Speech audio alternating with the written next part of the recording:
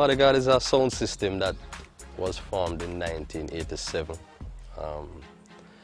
Basically, I've always had a love for the music. I think most instrumental. In me, I remember going to listen like Sturgav, Jalov, Kilimanjaro, the Early B, Supercat, For the Roots.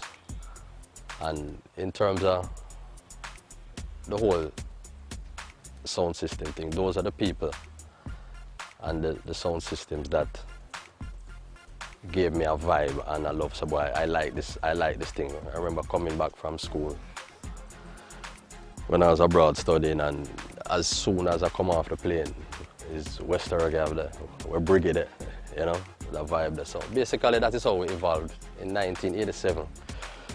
I remember we started cutting dub plates even before we bought a speaker. All right. I remember the first dub plate that we ever cut was Frankie Paul.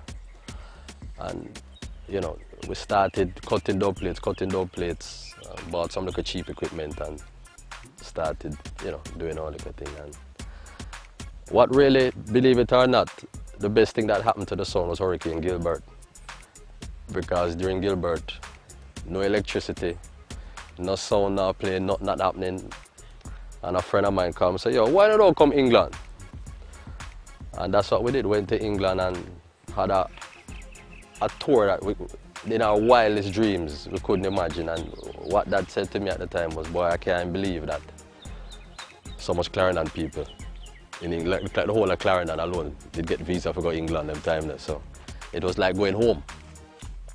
So from then, that is how it evolved, and you know, started growing, putting more energy into it and enjoying the benefits of it. Not from a monetary standpoint, but just from the joy of the music and seeing how people responded to the music. And then you realize that, boy, I think that was the point that I realized that it's not just a Jamaica thing. The reggae music is not just a Jamaica thing. It's a worldwide thing. And then the experiences brought us all over the world carrying the music. So that's basically how it evolved. And that is how BODYGUARD evolved basically.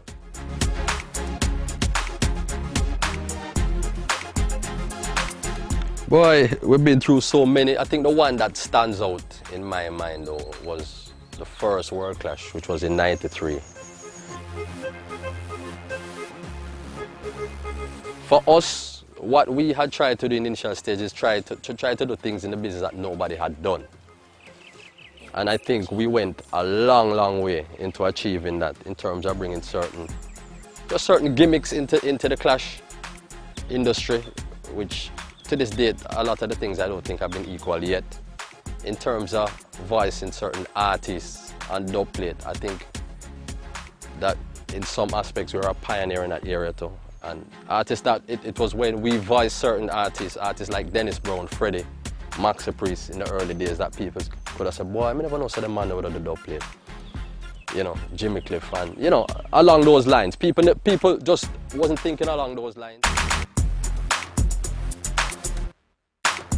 I think it has gotten out of hand. I think in the early stages, I think BODYGUARD took a lot of blame from a lot of sound systems as one of the sounds who used to give the artists too much money.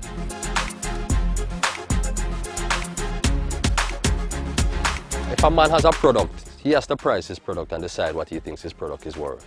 You know, we're in a dynamic marketplace, and it's supply and demand, and a man a supply a product, and if he feel that the demand is out there that him can attract that, whatever he deems, then power to him. It's up to the individual if he's prepared to pay for it.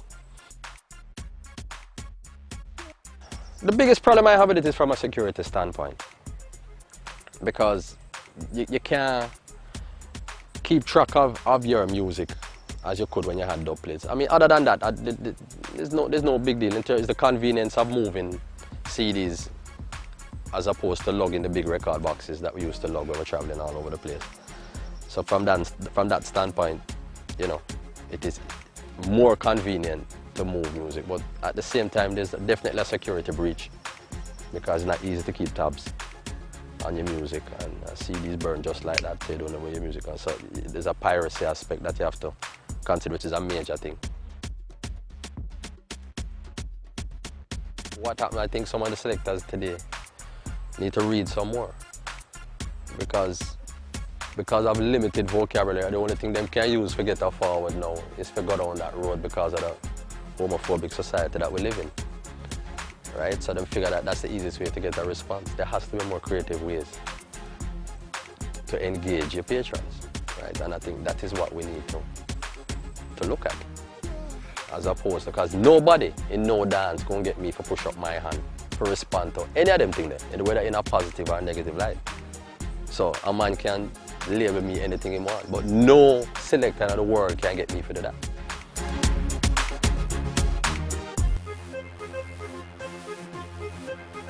I see it in a positive light. Wherever we can spread our music, it has to be beneficial to the industry.